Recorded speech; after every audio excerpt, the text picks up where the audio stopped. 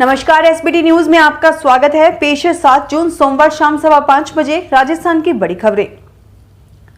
मकान किराए पर देना और लेना दोनों में ही खूब झंझट है। इन्हीं परेशानियों को दूर करने के लिए केंद्र सरकार ने पिछले हफ्ते मॉडल टेनेंसी एक्ट को मंजूरी दी है। यह कानून किराए और इससे जुड़े मामलों पर फ्रेमवर्क की तरह काम करेगा। राज्य अपने रेट कंट्रोल एक्ट में संशोधन कर या इसे जस का तस अपने यहाँ लागू कर सकते हैं। वैसे तो इस कानून में किराएदार और मकान मालिक दोनों के लिए ही नियम बनाए गए हैं। एडवांस किराया कितना लिया जा सकेगा, औपचारिक रेंट एग्रीमेंट कैसे बनेगा, रेंट एग्रीमेंट की अवधि खत्म होने पर क्या होगा, इस तरह के तमाम प्रश्नों के जवाब इसमें दिए गए हैं। एग्रीमेंट में होने वाले प्रावधानों को भी स्टैंडर्डाइज किया गया है ताकि कोई मकान मालिक मनमानी शर्तें किराएदारों पर न थोपे। बीकानेर का श्री डूंगरगढ़ रेलवे स्टेशन सोमवार को फूल मालाओं से लदा हुआ था। कहीं फूलों की मालाएं लगी थी तो कहीं रंगोली सजी थी। इस रंगोली के बीच भी कई रंगों के फूल अपनी महक से माहौल में कुछ खास एहसास करा रहे थे। यहाँ ना तो कोई बड़ा नेता आ रहा था और न ही रेलवे का कोई आला अधिकारी। यहाँ 28 दिन बाद स्टेशन मास्टर खुद आए थे। कोरोना से लंबी लड़ाई लड़ने के बाद स्टेशन मास्टर लालचंद मीणा आए तो पूरे स्टाफ और ग्रामीणों ने जबरदस्त स्वागत किया।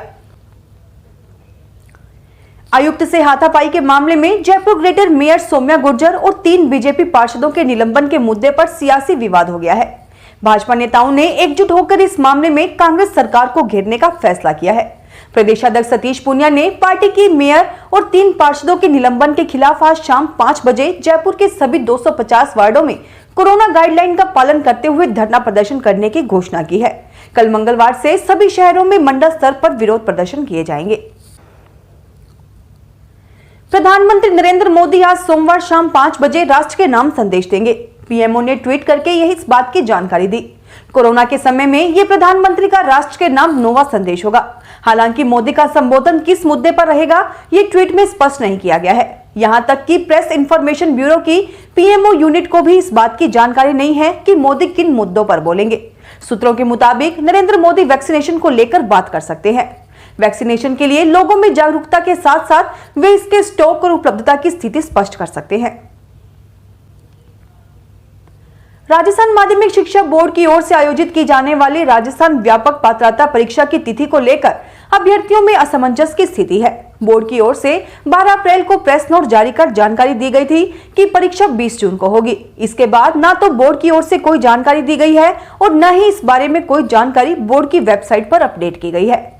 रीट के लिए प्रदेश भर से रिकॉर्ड 16,40,000 अभ्यर्थियों के आवेदन मिले हैं।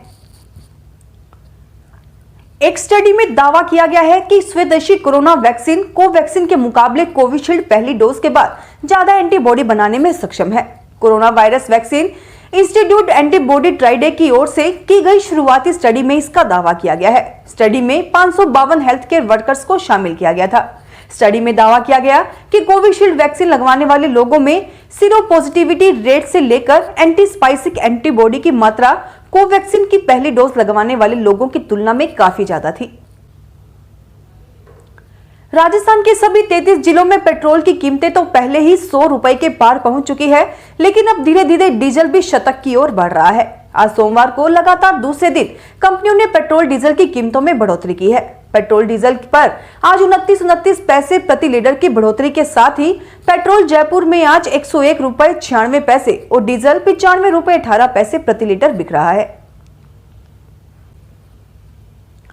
आसाराम के इलाज को लेकर दायर उसकी और बेटे नारायण साईं की याचिका सोमवार को वापस ले ली। हाईकोर्ट में सुनवाई के दौरान आसाराम के अधिवक्ता प्रदीप चौधरी तथा नारायण साईं के अधिवक्ता ने याचिका वापस ली। इसके साथ ही इन दोनों याचिकाओं का निस्तारण हो गया। आसाराम की याचिका हाईकोर्ट में स्वीकार नहीं की गई थी। इस याचिका में यह मांग की गई थी कि आसाराम का इलाज केरल के किसी आयुर्वेद विशेषज्ञ के पास या जोधपुर के करवड़ आयुर्वेद अस्पताल में किया जाए। इसके बाद आसाराम ने सुप्रीम कोर्ट में इस मांग को लेकर याचिका दायर की, जिस पर आदेश आना बाकी है। केंद्रीय स्वास्थ्य मंत्रालय ने कोरोना के इलाज की गाइडलाइन में बदलाव किया है। इसके मुताबिक जिन मरीजों में कोरोना के लक्षण नजर नहीं आते हैं या हल्के लक्षण हैं, उन्हें किसी तरह की दवाइयां लेने की जरूरत नहीं है। हालांकि दूसरी बीमारियों की जो दवाएं चल रही हैं, उन्हें जारी रखना चाहिए। ऐसे मरीजों को टेली कंसल्टेशन लेना चाहिए, अच्छी डाइट लेना चाहिए और मास्क, सोशल डिस्टेंसिंग जैसे जरूरी नियमों का पालन करना चाहिए। राजस्थान में एक बार फिर मंत्री, नेता और ब्यूरोक्रेट्स आमने सामने है। राज्य के 1 दर्जन से अधिक जिलों के कलेक्टर और एसपी स्थानीय जनप्रतिनिधियों के निशाने पर आ गए हैं। नागौर एसपी के खिलाफ सांसद हनुमान बेनीवाल ने पहले से ही मोर्चा खोल रखा था। इस बीच गहलोत कैबिनेट के ताकतवर मंत्री प्रताप सिंह खाचरियावास ने जयपुर के जिला कलेक्टर अंतर सिंह नेहरा के खिलाफ मोर्चा खोल दिया है। मंत्रियों से भिड़ने वाले ब्यूरोक्रेट्स पर अक्सर तबादले की गाज गिरती रही है। कांग्रेस पार्टी प्रदेश में सत्ता पर काबिज है, लेकिन एक मंत्री नाराज है। 2 मंत्री आपस में मंत्रिपरिषद की बैठक में उलझ गए और 2 मंत्री अपने यहां के अधिकारियों की कार्यशैली से खुश नहीं है। यह तो सत्ताधारी पार्टी का आलम है, लेकिन विपक्ष में बैठे बीजेपी में भी गुटबाजी कम नहीं है। आपसी होड़ यहां भी काफी देखने को मिल रही है। कोरोना की दूसरी लहर के बीच चल रहे राहत कार्यों में भी एक दूसरे से आगे बढ़ने और राहत कार्यों के जरिए जनता को अपने से जोड़ने की पुरजोर कोशिश बीजेपी के अलग अलग धड़े कर रहे हैं। श्रीगंगानगर जिले में साधुशहर विधानसभा क्षेत्र के गांव फतूही में राष्ट्रीय ग्रामीण स्वास्थ्य मिशन के तहत 4 करोड़ रुपए की लागत से नवनिर्मित सामुदायिक स्वास्थ्य केंद्र के भवन का लोकार्पण आज चिकित्सा मंत्री रघु शर्मा ने वीडियो कॉन्फ्रेंस के जरिए किया। श्रीगंगानगर में वीसी में जिला कलेक्टर जाकिर हुसैन, एडीएम प्रशासन भवानी सिंह पंवार व विधायक जगदीश जांगड़ ने भाग लिया। इसके बाद एडीएम प्रशासन भवानी सिंह पंवार, विधायक जगदीश जांगड़, सीएमएचओ डॉक्टर गिरधारी लाल ने फतूही में पहुंचकर लोकार्पण पट्टिका का अनावरण किया।